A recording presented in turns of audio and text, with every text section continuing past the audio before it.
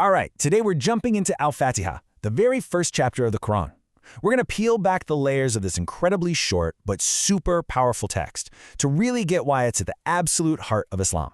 So that brings us to the big question, right? How on earth did this tiny 7-verse chapter become one of the most recited texts in the entire world?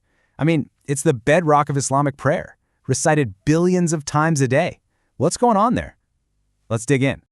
Okay, first things first, just a quick bit of vocab so we're all on the same page. When you hear the word surah, all that means is a chapter of the Quran. And Al-Fatihah, well, it's surah number 1. All right, let's start at the very top, just the surface level. Its most common name, Al-Fatihah, literally translates to the opener.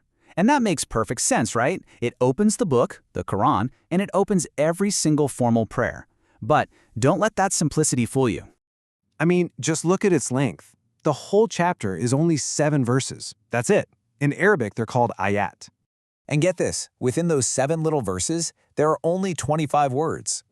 And if you want to get really granular and break it down letter by letter, you're looking at just 113 characters. It's just wild how much meaning is packed into such an incredibly small space. Okay, so let's peel back that first layer and go a little deeper. See, Al-Fatihah isn't just the opener. It actually has a bunch of different names, and these names tell us a story about just how much it contains. Just look at this list. You've got the prayer, the praise, even the cure, and the remedy. Each name points to a totally different function. But for now, let's zoom in on one of the biggest ones, al-Kitab, which means the mother of the book. So what does that mean? Well, the scholar Ibn Jarir gives a really great explanation. He says that Arabs would use the word or mother to describe anything that was comprehensive, something that kind of held the essence of a bunch of other things inside it. So calling Al-Fatihah the mother of the book is a powerful statement. It's saying this tiny chapter holds the core message of the entire Quran. All right, time to go even deeper. So it's not just comprehensive. Al-Fatihah is also considered the single greatest chapter in the whole Quran. And that's a huge claim, right? This status is really brought to life through some amazing stories.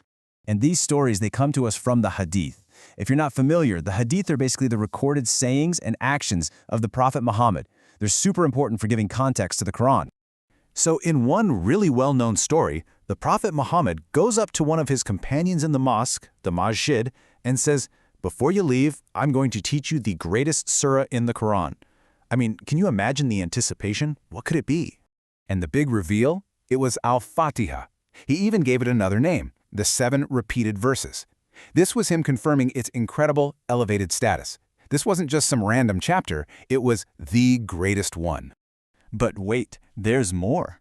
Its importance isn't just about being the greatest. Another story from the Hadith shows us a completely different side of Al-Fatihah, its power as a source of healing. So the story goes like this. One of the Prophet's companions is out traveling, and he runs into a tribe whose chief had been poisoned. It's a bad situation. So the companion recites Al-Fatihah over the chief, and he's healed. Just like that. You can imagine everyone was just stunned. Now the best part is when the companion gets back and tells the Prophet what happened. The Prophet isn't skeptical at all. Instead, he asks him, "How did you know that it is a ruqyah, which means a remedy or a cure?" And just like that, he confirms another one of its incredible names and functions.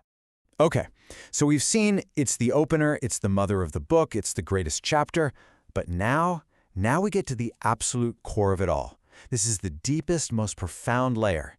The idea that when you recite Al-Fatihah, you're not just speaking, you're in a direct dialogue with God. This whole idea comes from a very special kind of hadith called a hadith Qudsi. This is where the Prophet Muhammad is quoting God directly. And in this one, God says, "I have divided the prayer," meaning Al-Fatihah, "into 2 halves between myself and my servant will get whatever he asks for." So let's actually walk through this incredible conversation. It's like a script. The person praying starts with, "All praise and thanks be to Allah, the Lord of existence." And in that very instant, God responds, "My servant has praised me." The dialogue is officially started. Then the person continues, "The most gracious, the most merciful." And the divine response comes right back, "My servant has glorified me." You see, every line of praise gets a direct personal reply. And then we get to this pivotal verse. The worshiper says, "You alone we worship, and you alone we ask for help." This is the turning point.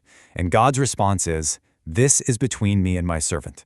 It's the moment the prayer shifts from just praise to this deep, personal connection. And finally, the servant makes their ultimate request: guide us to the straight path. The conversation ends with this incredible promise from God, and my servant shall acquire what he asked for. The request isn't just heard, it's affirmed. So this is the whole point. This is the big takeaway. Reciting Al-Fatihah isn't a monologue. You're not just speaking words into an empty room.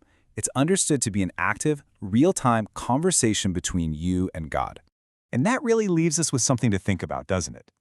If you start to see prayer not as just reciting words from memory, but as a live conversation, how does that change everything? How does it change the meaning, the power, and the whole reason for doing it in the first place?